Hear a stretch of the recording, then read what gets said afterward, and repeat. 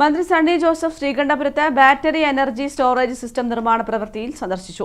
ഡിസംബറോടെ പദ്ധതി കമ്മീഷൻ ചെയ്യാൻ കഴിയുമെന്ന് പ്രതീക്ഷിക്കുന്നതായി മന്ത്രി പറഞ്ഞു.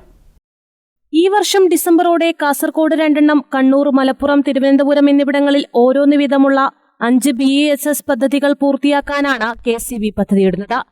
കേരളത്തിൽ പൂർത്തിയാവുന്ന 5 പദ്ധതികളിൽ ഒന്നാണ് ശ്രീകണ്ഠപുരം സബ് സ്റ്റേഷനിൽ നിർമ്മാണം നടന്നുവരുന്നത്.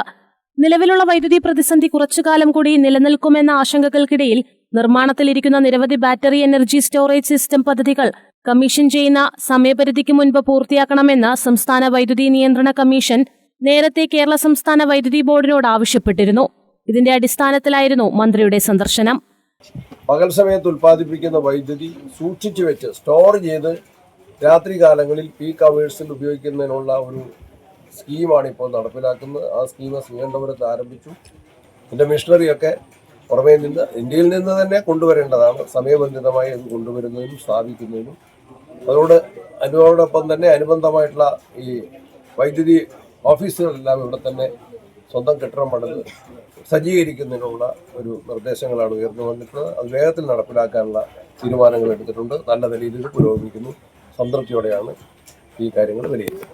കാസർഗോഡ് ജില്ലയിൽ 2 സംവിധാനങ്ങളാണ് വരുന്നത്.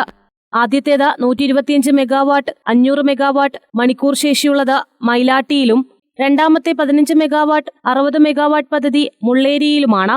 മറ്റ് 3 കണ്ണൂരിലെ ശ്രീകണ്ഠപുരത്ത് 40 മെഗാവാട്ട് 160 മെഗാവാട്ട് BESSഉം, മലപ്പുറത്തെ അരീക്കോട് 30 മെഗാവാട്ട് 120 മെഗാവാട്ട് പദ്ധതിയും, തിരുവനന്തപുരത്തെ Pothencode 40 megawatt 160 megawatt BESSുമാണ്.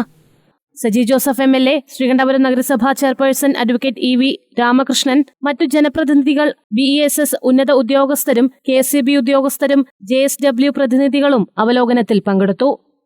News bureau, Irikkur.